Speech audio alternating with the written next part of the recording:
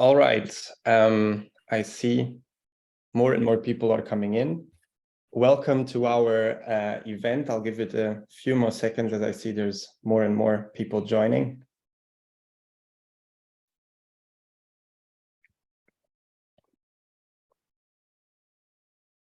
But let's give it a start then. Welcome everyone. My name is Filipe Ataíde Lampe. I'm Junior Project Manager of the Connecting Europe project, which is a joint initiative by the European Policy Center and the Stiftung Mercator.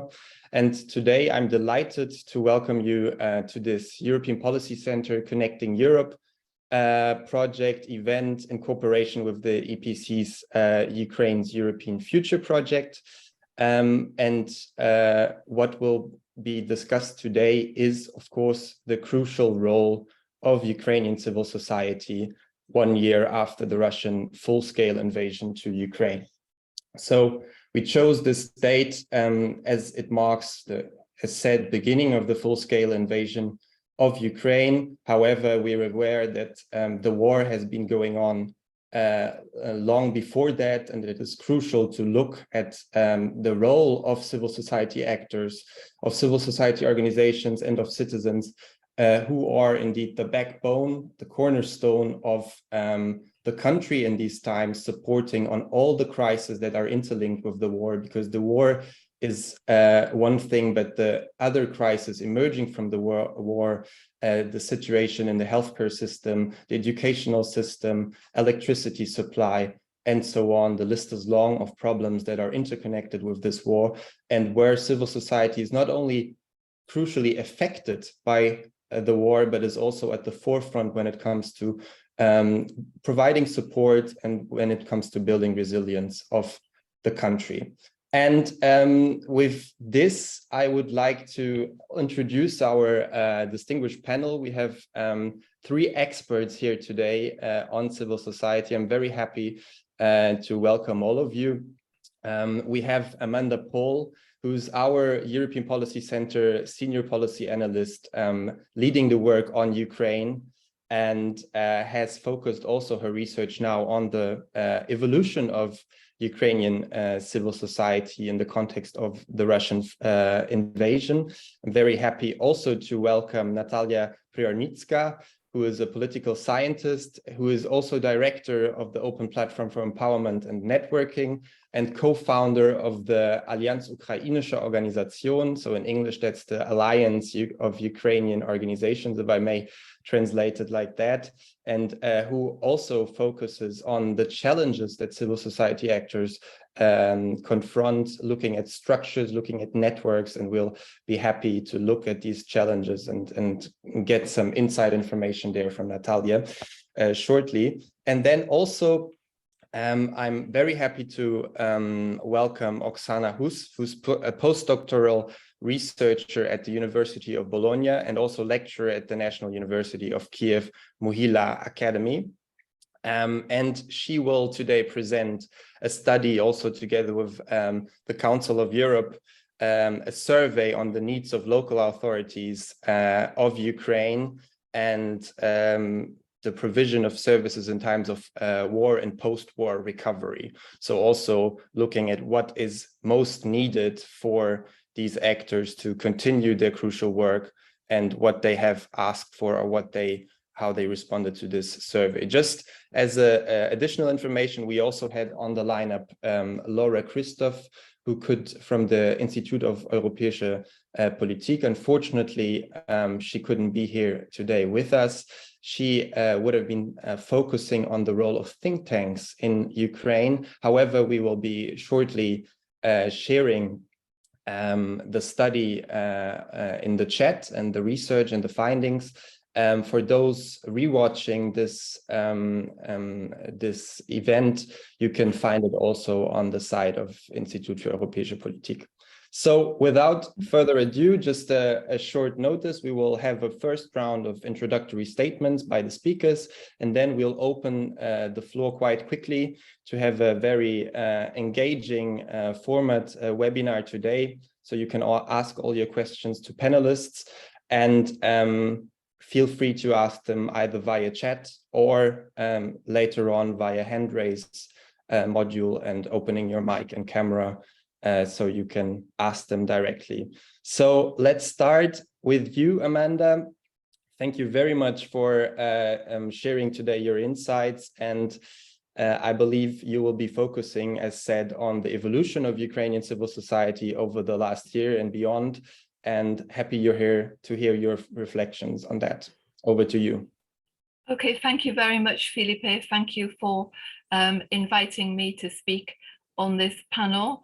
As you mentioned, I'm currently finalizing an EPC publication on civil society in Ukraine, its evolution and the role that it's been playing during this brutal invasion of Russia. So I'm going to focus on that. I think that we've heard a lot in the last months and over the last year about the amazing role that the Ukrainian military has been playing on the battlefield, and this is exactly correct. But I want to say a few words about the amazing role that the army of civil society representatives and volunteers have been playing, because they have been working day and night since the first day of the war and will continue to do this into the future. They have a very active civic spirit, and this is going to be playing a key role in determining Ukraine's future. I mean, I think that Ukrainian civil society really rocks.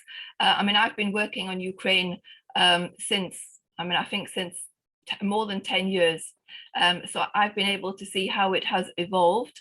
The civil society, I would say, has adjusted to new realities and challenges in the country very quickly. It's become much more organized and interconnected.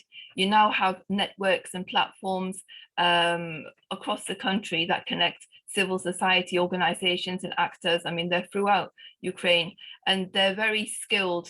They operate at a local, at a national, a regional level, at grassroots levels. And it's really a force for positive change. And they have a really strong track record of achieving results. And very importantly, they're a trusted partner, not only for Ukrainian citizens, which is the main thing, but also for the international community, including the EU. And while, you know, not perfect, Ukraine in its development, it's done, you know, much better because of civil society. And as I said, it's evolved over the years, but I would say the key turning points were the revolutions of 2000, the Orange Revolution, and then the revolution of Maidan 2013, 2014, because this really allowed civil society to become the voice of the people, and also thereafter to become a watchdog over the government. And I would say that it's taken on a number of crucial functions. Firstly, this is about taking on a key role in the development of new political and administrative culture in Ukraine, particularly regarding promoting transparency and accountability in public life, which didn't really exist for many years. It's also been a driver of ideas in policy making, crafting, and implementation of new policies, and again acting as really a system of checks and balances when Ukraine's institutions were not strong enough to do this. I mean, prior to the war, the institutions were stronger than they had been, but still not strong enough. So this is why this checks and balances was crucial. It also has a very strong agency because it is able to put forward ideas to the government and international partners who take civil society in Ukraine really seriously. And it's also been able to act as a bridge between the grassroots, so, you know, the grassroots population in the country, and policy makers. So overall, it's been like a sort of institutional counterweight to the government. It's been able to really push forward reform processes. Civil society has spearheaded efforts to fight against corruption, to push back against dishonest politicians. And of course, during the last decade or more, it's been really at the heart of driving forward Ukraine's EU integration process. It's been a trusted partner in this respect to the EU and other Western partners. And it's been really crucial, I mean, most recently in this respect, in terms of making sure that Ukraine properly implements or pushes forward the Commission priorities that were laid down for Ukraine to be open at accession talks with the EU. Hopefully, as early as possible next year. You know, there are pressure points on the government, for example, on the issue of constitutional reform. When the government wasn't going in the right direction, they said, no, you have to do it differently. So it works. Their pressure works. And just coming back to Russia's brutal war, civil society has been really a crucial actor since the first day of this brutal invasion. And of course, they've actually been doing that since 2014, because what we saw from February 24th, 2002 was the second phase of this war. The war actually began in 2014. And at that point, Ukrainian civil society really mobilized itself on the ground to support the Ukrainian military and other actors, and also again to sort of reach out and get support from international actors. So they've been doing essential tasks on the field for all of these years and have really doubled down on these efforts since the 24th of February, when I would say that civil society actually mobilized itself on an unprecedented scale. I mean, they have rallied behind the national resistance and again been rallying for more and more international support. They have helped people in the hours immediately after the invasion and the days to get humanitarian assistance, and it's also been a vital actor, and is still a key actor actually, in collecting evidence and documenting evidence of the tens of thousands, if not, you know, hundreds of thousands of atrocious war crimes and crimes of aggression that have been carried out by Russia in Ukraine since the first day of this war. I'm just going to come to an end now by talking a bit about the reconstruction process. I mean, the reconstruction and recovery of Ukraine is crucial, and civil society must be an equal partner in this process. There should be no ambiguity over their role or how this process is going to be carried out. Civil society must have a real seat at the table. They must have a formal role, you know, not a side role or a half role. They need to be 100% engaged and involved in determining, shaping and building Ukraine's democratic future. I mean, this process will go hand in hand with Ukraine's European integration process and the accession process. So it's vital that civil society are there, first of all, because it's crucial for the country, but also because we know in the West, the EU, the US and other actors, that they are trusted. We trust them as this check and balance again on the government.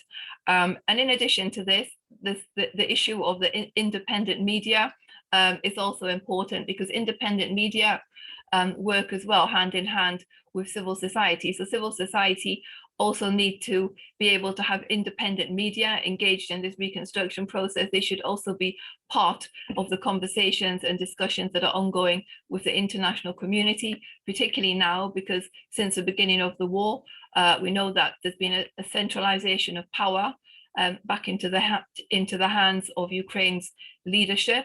I mean, many of the things that were achieved before the war began have now been, you know, set back. It remains to be seen how this will play out once Ukraine victory happens and we start to move back to a normal sort of governing process in the country. But again, Ukraine, civil society and independent media are going to be absolutely crucial in this. I mean, Ukraine had a very strong independent media before the war. That isn't the case now. So it's vital that this is sort of reinvigorated, and they must have a key role in this reconstruction process as a starting point. So I'm sorry if I passed over 7 minutes, and I'm happy to answer questions afterwards. Thank you very much, Amanda, for bringing us also a bit the context of the last year and the last years, since 9 years already, that the pressure is indeed vital of the civil society on the government, but also when it comes to fostering international support and coordinating the support.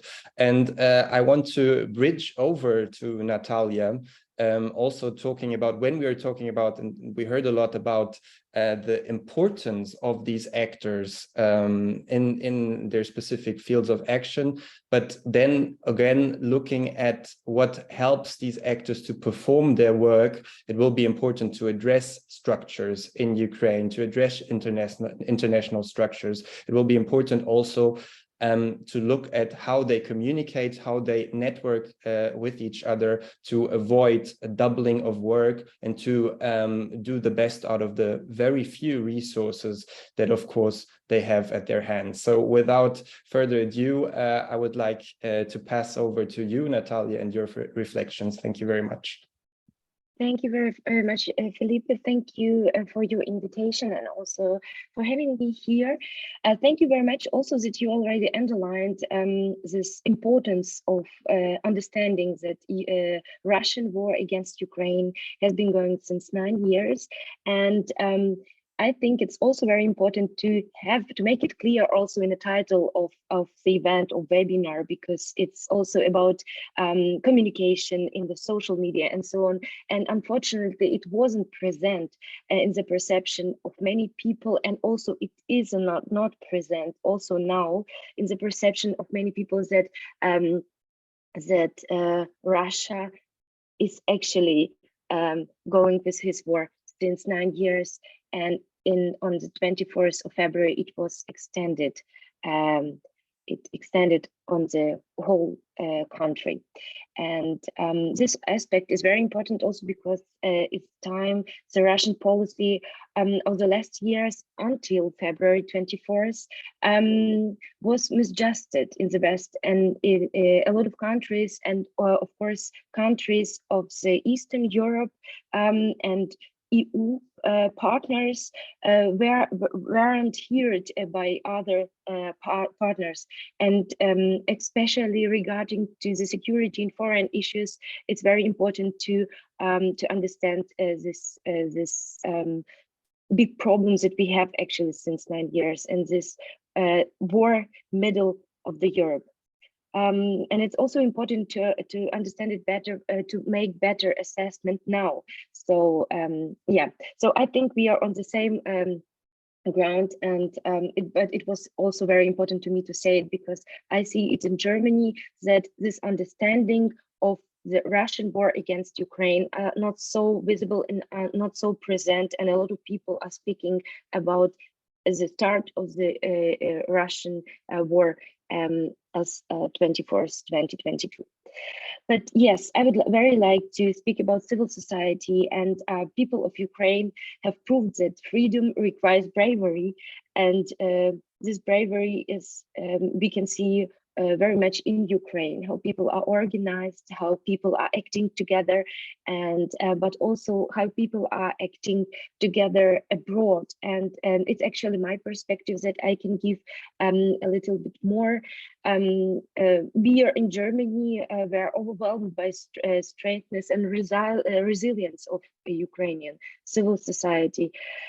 And in Berlin, in Germany, after Revolution of Dignity, initiative and actors, active people organized themselves into associations. In German, it is called Vereine, like Vereinsarbeit. And over the past years, we worked together across Germany. And it was a good basis also to get united in February 2022, and also in following months after the full-scale invasion of Russia. Allianz Ukrainian Organizations is a union of different organizations from the civil society, and currently we are 9 organizations, and I have also now different requests from different cities of Germany to also get a part of Alliance of Ukraine. At the moment, there are Cinemowa, cultural organization Kultura e.V., IWEC Plus, Ukrainian School, Ukrainian Radio, Ukrainian Virtual House, Ukrainian Help Berlin. It's one of the biggest humanitarian aid organizations in German-wide, and Ukrainian Orthodox Church. And our goal, we have, of course, the same goals that we are working on. It's to join forces and to get together, because together we are stronger, and to support each other, and also to reach support, to make a better support also for people who are coming to Germany. We bundle the needs and communicate together to politics and media. And of course, we are working together in the German civil society with different organizations and act together. We work closely with different organizations Germany-wide, also connected to Ukrainian community. So this connection and networking in the Ukrainian community is very important for us, and also with different organizations in Germany. So not just diaspora, then also different other organizations. In April and March, we organized together with Allianz for Ukraine. It's one very big project, is actually not organizations, but because project together is organization, and Alliance for Ukraine, it's a project that has more than 400 different German organizations or different organizations.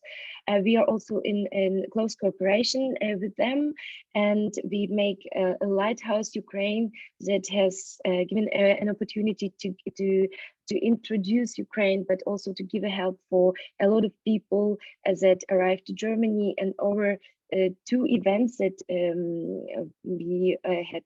I think probably 16,000 people that visited these events. We are also work on the visibility of Ukraine in Germany. So our big goal is also to shape political discussion and make Ukraine visible in Germany, and also to be a part of coordination groups, as we are, for example, in the Federal Ministry of Interior and Federal Ministry of Economic Cooperation and Development at the moment. So we are speaking with different partners also in a federal level, and try to understand how can we act better together and understand needs of the different levels and connect it with each other. Some problem is, of course, that during the last year, and especially during the last year, we often react and had fewer chance to act, because there are a lot of challenges and a lot of things that we cannot manage very quickly or very as good as we actually wanted to do it, because we need sustainable structures. And I think here I'm speaking not just about Germany, then also from different, or from this perspective, for different European countries as well. That civil society needs also a stronger structures. And what I mean is that a lot of people, for example, in Germany, as far as I know, a majority of people are working voluntary in this field. So civil society work is voluntary. Also in the Alliance of Ukrainian organizations, we are working voluntary, and now we are trying to build the structure so that people have this possibility to change from voluntary work to a normal job, like to have it as a job, and build a sustainable structure in Germany.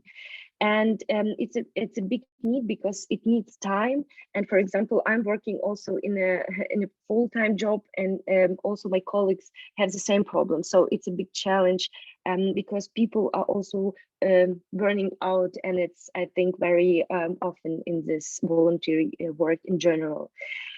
In the Alliance of Ukrainian Organizations, we are working on the topics as education, but also political communication, also sustainable reconstruction of Ukraine. And it was already mentioned that it's very important to speak about all this topics during these classes of reconstruction of Ukraine when we are speaking about work of Ukrainian organizations in Ukraine. So all jobs that that is great, and the support as it goes to Ukraine should be also sustainable and with this perspective of reconstruction. Networking amongst the organization is also a major concern of us, and we are currently working intensively on this in Germany. So we are trying to connect organizations as in Ukrainian diaspora, but also organizations between each other, Germany-wide, and also to connect German administrative structures with civil society organizations, because there are very often this bottleneck of information that that actually this administrative structures are not well connected with, for example, diaspora organizations. Yes, I'm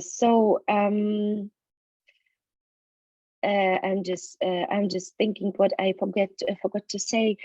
It's very important to make Ukrainian diaspora organizations stronger in their countries where they're acting, but also understand that this organization are very linked to Ukrainian civil society. So this cooperation between different countries, and for example, Germany and Ukraine, have a very big potential also in a sharing of resources and building sustainable projects together.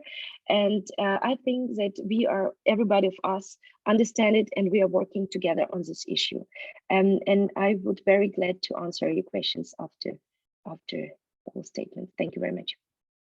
Thank you very much, Nataliya. Thank you for really for providing us also from some examples of practice of civil society organizations, of the way they work, and also of the way they work in diaspora, how crucial the work in the diaspora is also for the progress on field in Ukraine.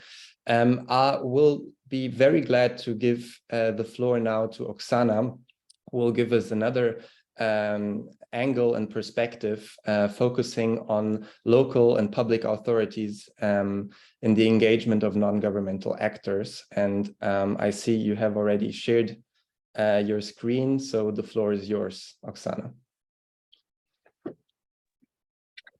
Thank you, Filipe, and thanks a lot for organizing this important event.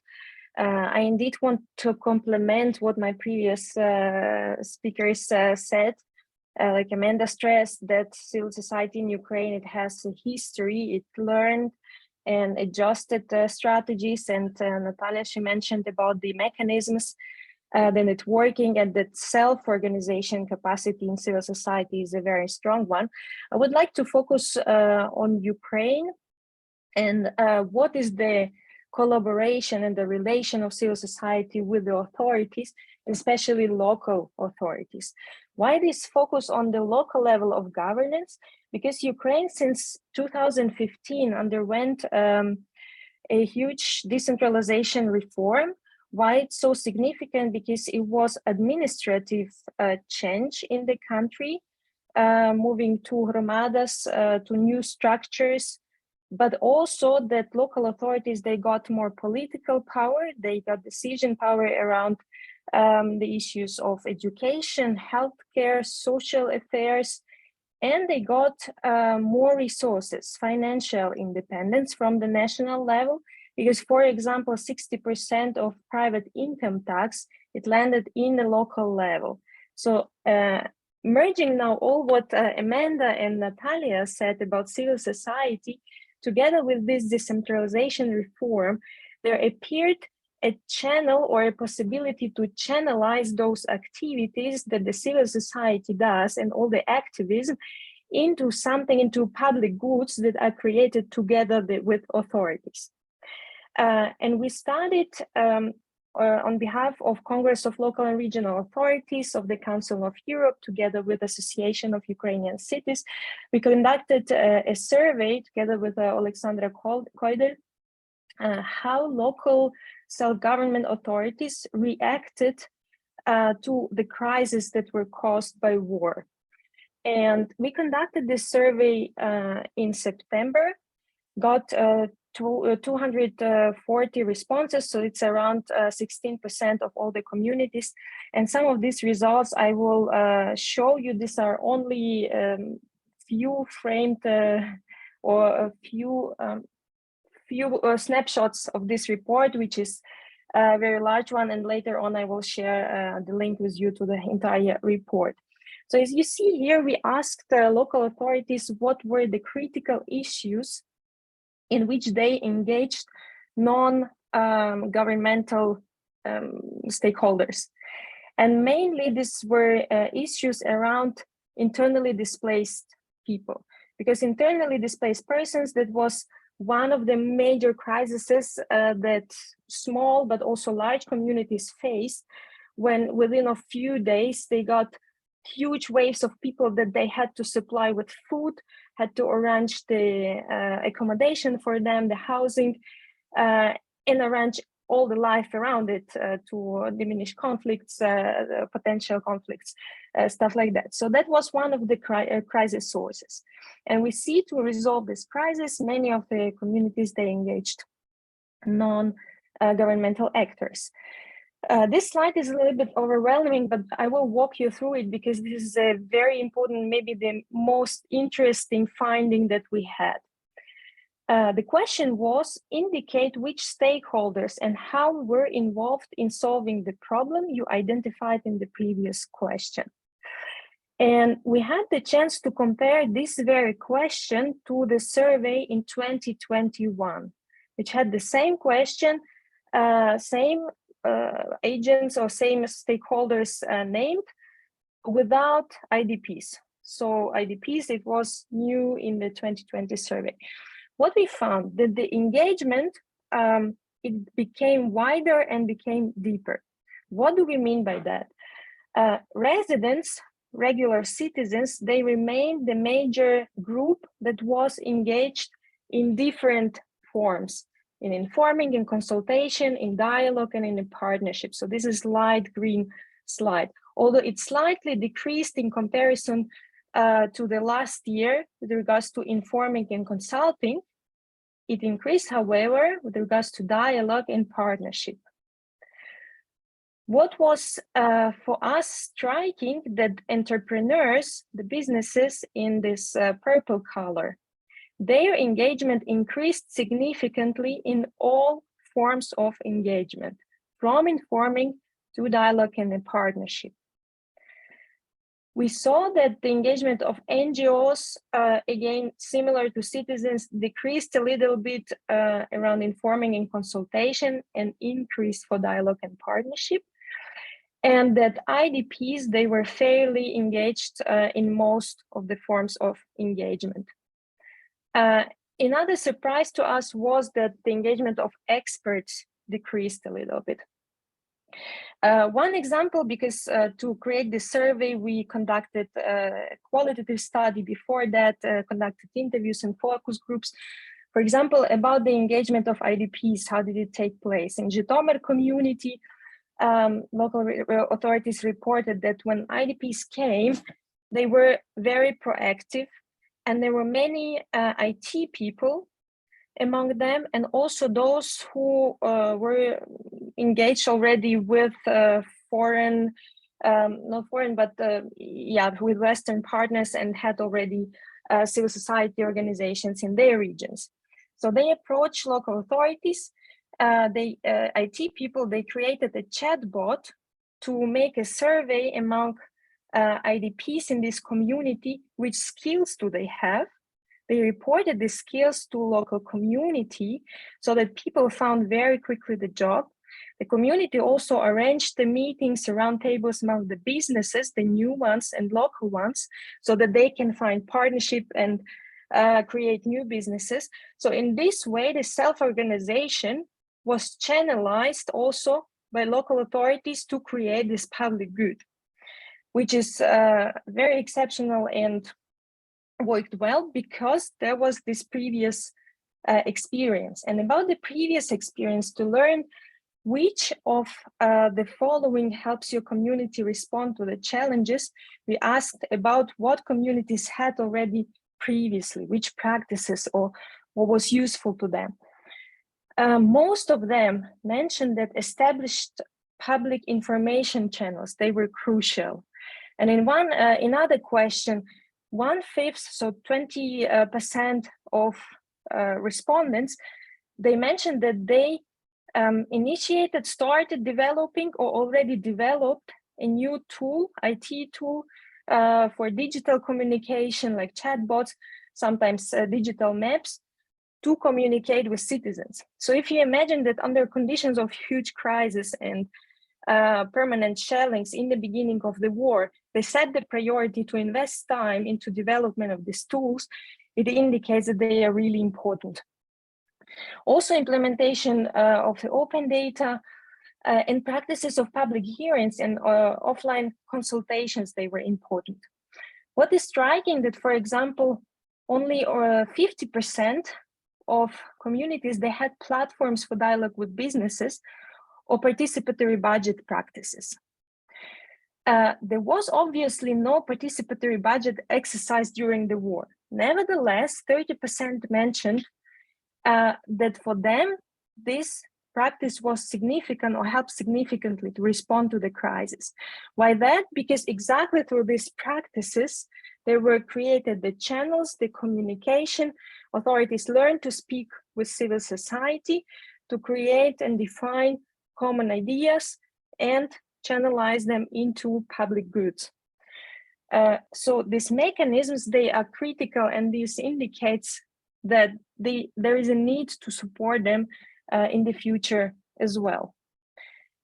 So to finish my input, I would like to highlight, similar to Amanda, that civil society needs to be represented in the table when it's about rebuilding Ukraine, reconstructing, but so it is for the local governance. Centralization is a very natural process in a crisis. But we see that decentralization in Ukraine and the role of local authorities is critical if you want to do a democratic way of reconstruction, also hear the voice from the ground to understand what are actually the needs and what needs to be done.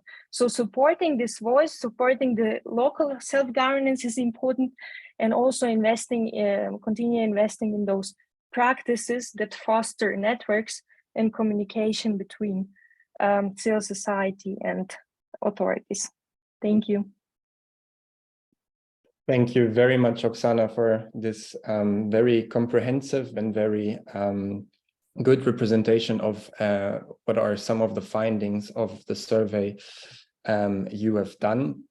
As you said, it connects very well to Amanda's and Nataliya's previous comments, and also stressing the importance of being represented in the table, also looking forward, also on the efforts of the European Union, of other international actors when it comes to supporting Ukraine and what is yet to come. I think the message is very clear today that there needs to be a representation of civil society actors, but also of local authorities who have the best expertise in the end of what is needed. We can, of course, in Brussels talk a lot about what we think is needed, but the people that know it the best are, of course, the ones that responded to your survey. So thank you for sharing this. I would be happy to open the floor now for an interactive part of this webinar to everyone who would like to ask their questions. I see our chat function has been already used. So just to share to all of us, we had Alexandra Gnip thanking also Nataliya for the strong position, correct representation of Ukraine's interest in Germany. So thanks to you also. And we have a question from Nico Keppens, who asks, it's a bit related to looking forward. So in that case, in that sense, we could also address the question of rebuilding, reconstruction, and the efforts looking ahead, what is needed, also the needs. He's asking, the last big after-war reconstruction exercise in Europe was in Kosovo. What lessons taken away from that experience? So I guess this is a question also on a specific case. Maybe we would start. I don't know who of the panelists would like to answer. I see lots of hands, so let's start with you, Oksana. Yes, thank you for this question. This is really important to learn from other cases. Maybe just to understand that significant difference between Ukraine and Kosovo is that Kosovo had to be recognized at some point as an independent state and undergone this process of recognition in parallel to the process of reconstruction, while in Ukraine, the state is functioning and didn't cease functioning. And especially our survey with local authorities is showing that 75% of them, they didn't halted their functioning in the first 2 weeks of the war. And the 75%, they provided almost all administrative services to the citizens. They continued doing that.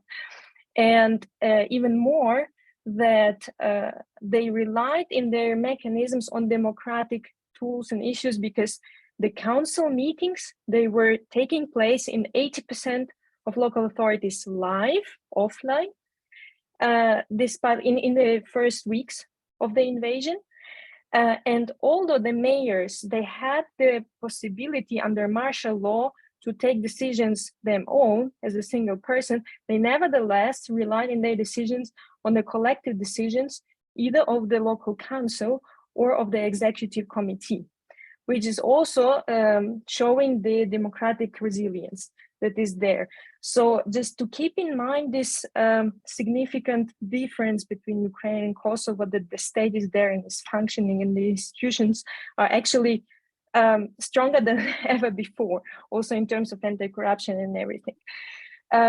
But there are many other lessons that we should learn also from Kosovo about the process and interaction with international partners and donors. And I didn't have a look in these mechanisms, but I appreciate this idea to looking into that. Thank you. I saw Nataliya, you also wanted to share your question. Oksana answered, it's already excellent. Just a short addition to that, for the reconstruction of Ukraine, for sustainable reconstruction of Ukraine, it's crucial to have civil society actors on the table, on the discussion table, and also to understand them as a partner in this process, and also to have to give to civil society also competences and also issues that they are now I'm mixing Germany and English in my head. Verantwortlich. They are responsible for it. So they are responsible for these processes, and also to clarify this exactly these steps that they clear to all actors on the table. And for the reconstruction of Ukraine, it is important that the process are thought holistically. Also, that it is important to have clear plan to clarify, define the fields of action. And I think this opportunities for civil society and the EU countries work together and also create this mechanism, and also to understand Ukraine, to make these processes according to the process of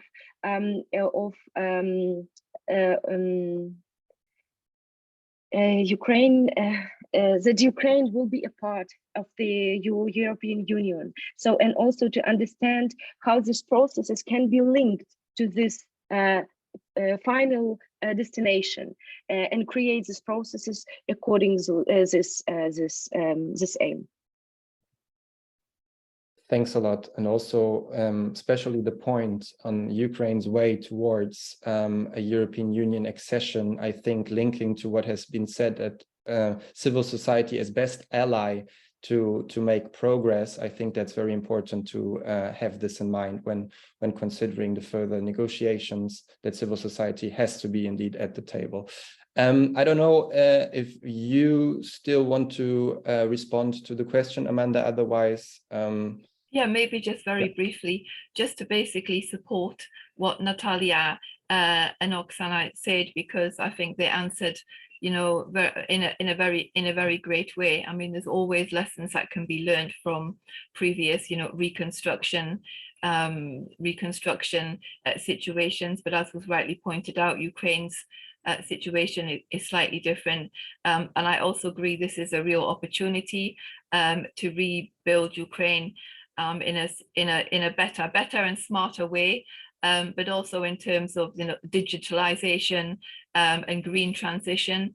It gives Ukraine an opportunity to progress in those dimensions, perhaps much quicker than it would have done hitherto. So it's like a fresh page can be turned, which is a great opportunity for the country, with a new generation and civil society working hand in hand with the government. Excellent, thank you. And that reminds me also of the words of EU Commission President Ursula von der Leyen, that quite quickly after the full-scale invasion pronounced that the reconstruction, that the EU will be at frontline to help in the reconstruction of Ukraine, also bringing forward a green digital transformation in the country and making the country profit sustainably and long term, and not just in a recovery manner. So this perfectly links to a question that has been put in the chat right now, and that was going to be my last final question. So I'm happy it was posed by the audience, as we're a Brussels think tank and a European focused think tank. It's always important to look at how EU institutions, how the European Union level can support actors on the field and support, of course, Ukraine. So the question, which was posed anonymously, is how do you see the role of the EU in supporting Ukrainian civil society? Where do you see the needs for improvement? So this is an open question. I would give the floor to all of you. Maybe this time we start the other way around. I don't know if you have some reflections you would like to share on these questions, Amanda. Yeah, sure. I mean, I think that over the years we've seen a transformation in EU support for civil society. I mean, it's really increased, it's broadened, and civil society has become a partner for the EU. They count on it.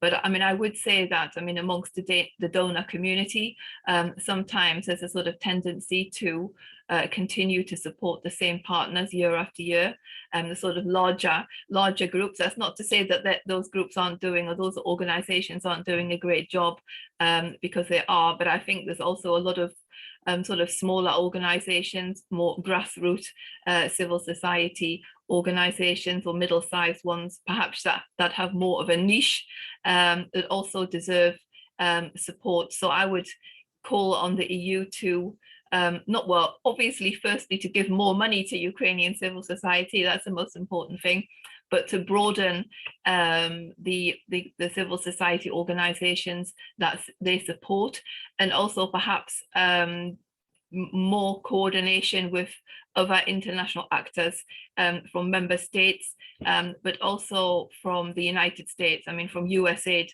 for example. So there's more sort of coordination there. Thank you very much. I don't know if you, I forgot who started the last time, so now we're over to Nataliya. I'm just in the middle. So I just briefly would like to add that what Amanda said, I completely agreed with that. And maybe what was also very crucial is create a sustainable network for exchange between these organizations, even grassroots, but also bigger organizations, to have a deeply exchange that has a sustainable structure, and also sustainable time slots where this exchange could find. And I think it's very very important, and also according to this question about reconstruction. So also to work together with the governmental structures, but not just between Ukrainian civil society in Ukraine and Ukrainian government, then also, for example, diaspora organizations in Germany, and also German structures or structures that can give feedback, so that civil society can also give a feedback to the donors who is creating this process of reconstruction. I think it's very important to have the sustainable exchange, and as maybe called update on these processes, and also to see it as a holistic process, as I said already. Thanks, Nataliya. Oksana, would you like to share your reflections? Yes, I can only second what Nataliya and Amanda said. One point I would like to maybe highlight, or to say on the side of this question, that the EU should also be aware of uncivil society, so-called, be critical about these aspects, not only in Ukraine, but also in the EU, because we see with the invasion also that all the not only propaganda but influence of Russia, it increases in different channels, and also our survey showed that local authorities, they are struggling very much with disinformation, with different attempts to make the cleavages, to make the conflict among civil society and authorities, and among different actors. So sometimes there are reasons for that, but sometimes there are really only attempts from this so-called uncivil society to intervene in the process. So just the sensitivity to that, and continue working systematically on this level. This is really critical. I know it was not directly the question, but it was important for me in this discussion about civil society to mention this point as well. Thank you very much to mention indeed the uncivil society, and it's always good to bring further points into the discussion. I see there's two more questions. I would, looking at the time, I would bundle them and ask both of them, and then ask for a round of answers, if that is okay for you. So we have one question looking addressing the support from the population for the civil society. Does civil society represent a huge part of the population? Does it know their needs? And the question was asked because also within the EU, there are civil society organizations that continue working because they exist, not necessarily because they still represent many people. This is the first question. I would also ask the second question, which was asked: in what ways concretely can or should civil society and local authorities be better represented at the table?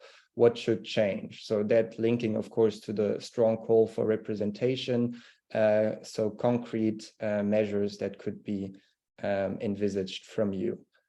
Let's go as we have proceeded right now, and go the other way around again, and start with Amanda again. Thank you very much. Sorry, just taking a bit too long to unmute myself. I think perhaps the other two speakers are better placed to answer the first question. But I mean, generally, I think that civil society in Ukraine is more or less a very trusted partner by the population. I mean, a few years ago, I think the engagement of civil society was crucial for the population, because there was such a lack of trust towards the government. I mean, talking about the Yanukovych era, for example, and civil society brought something new. So they trust civil society to represent what they want, what they would like to see. and civil society have been able to deliver this to a large extent in Ukraine, I would say. So they are a very trusted partner, at least from my perspective. On the other question, I mean, I think there needs to be an insistence from Ukraine's international partners, you know, particularly we're talking about here the EU and the United States, to ensure that there's no half measures, that they have civil society engaged in every single step of this process. I mean, starting off with these international conferences that are coordinated. I mean, it started up with Lugao, but there's several more on the horizon, that they're there, they're properly represented, and that the Ukrainian government listens to the voice of civil society. I mean, this is going to be a long-term process, so it's important that they're represented. And depending on the topic that's on the table, I think that can also influence, you know, what elements of civil society should be there. But I mean, this should be a non-issue. They have to be there because they are going to play the key role in the future of Ukraine. Full stop. Thanks for that very clear message and important message. Over to you, Nataliya. To the first question, how we are collecting needs, like on the operational level. To be honest, it's a big challenge also for us, because since full-scale invasion, more than 1 million people came to Germany, and there it's just overwhelming how to deal with needs of these people. And of course, because of understanding, because of language, because of mentality, people from Ukraine are looking people also from Ukraine, like Ukrainian diaspora.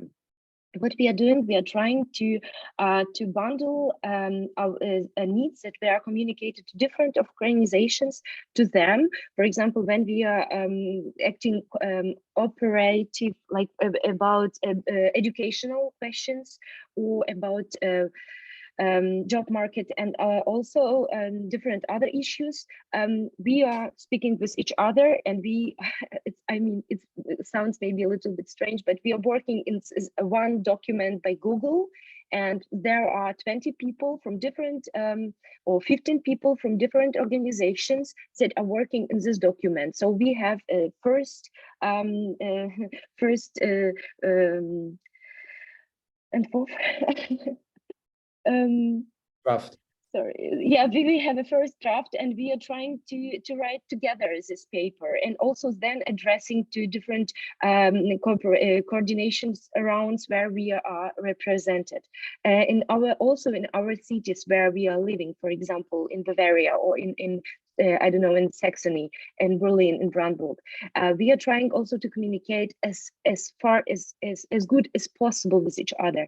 In December 17th, we made a networking event. There were more or less 70 people from different from different cities of Germany, and we are trying to create this network. We are trying to stay together in dialogue. We have a Facebook group where we are posting needs, and where we are posting also information how to solve some problems. And it's very important to stay also in dialogue with each other, in exchange with each other, and it can provide bigger help for people that are in Germany. And of course, we can just try to work as good as possible with the times that we have, and it would be not right to say that we are representing 1 million Ukrainians that or 1 million people that arrived from Ukraine, but we are trying to help, and we are trying to do it in our best way, and also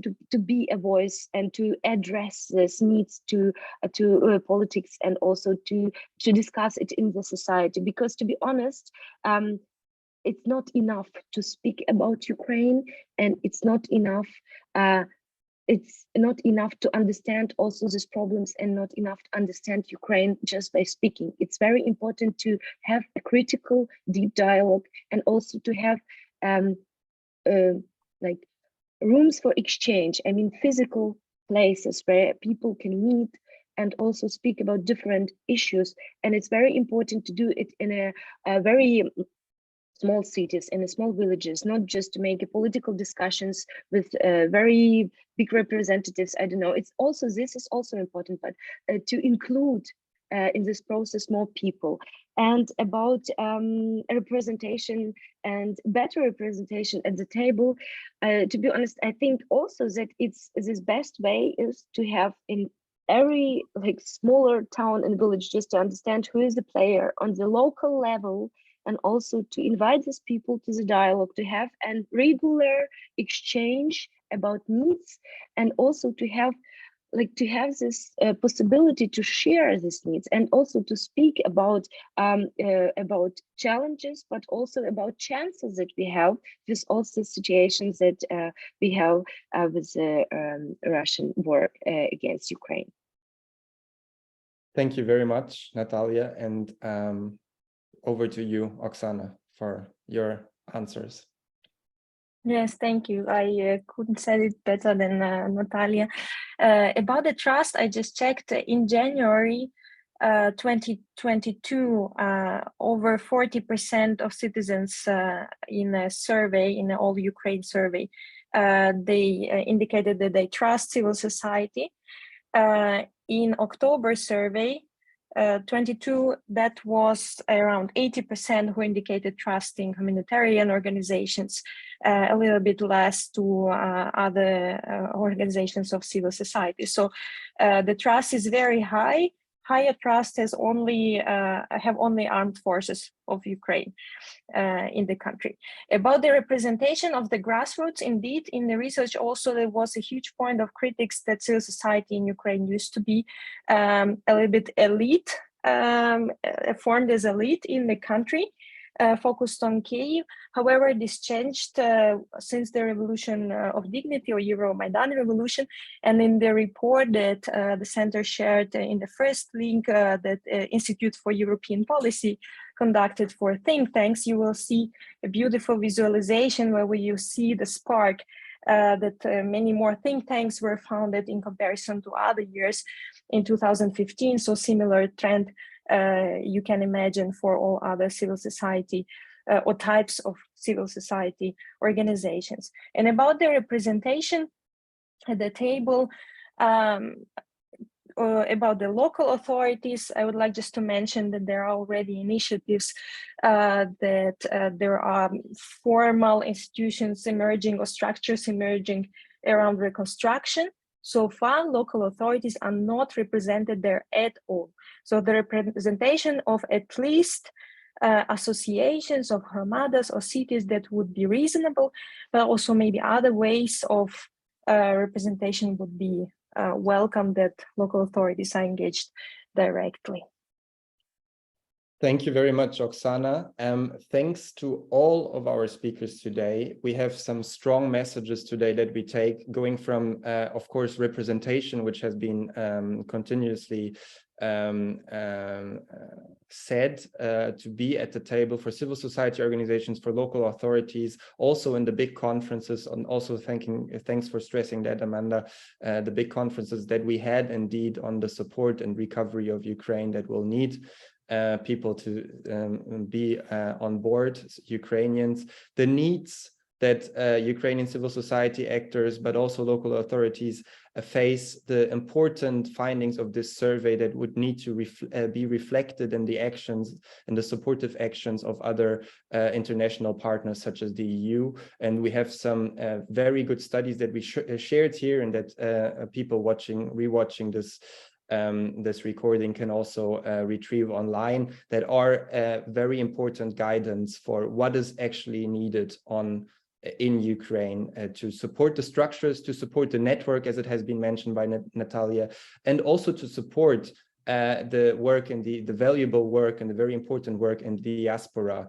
in countries like Germany, but also in other member states, that is crucial to the support in Ukraine and will remain. So and I want to conclude with this finding of this session, is that the war is not, as was rightly said, is not only happening since a year. So for 9 years, the war has been happening, and for 9 years, civil society was the backbone, or for longer even, to prepare also Ukraine through this time, was the backbone of the country's resilience, of the country's creativity to respond to these threats and to the Russian war of aggression. And also for the next time and looking to the future, it will remain crucial. So that's why we have also at this point, before closing, just for you to know, for the participants, the EPC colleagues have worked on a comprehensive paper, on an outlook paper for 2023, what will be relevant in European politics, also for foreign policy, and have also dedicated a particular emphasis with Amanda, who's sitting here, on Ukraine and the future developments, which you can also find. We posted in the chat, and you can find it online. And with this, we're happy to welcome you. Thank you very much for being here today on this important and very tragic anniversary. I don't like the word anniversary, but the 1 year mark after the Russian invasion.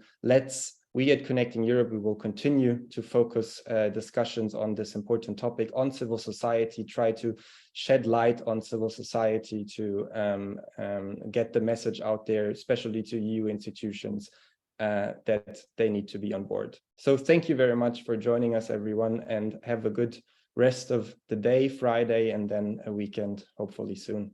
Goodbye. Thank you and goodbye. Thank you. Goodbye. Thank you.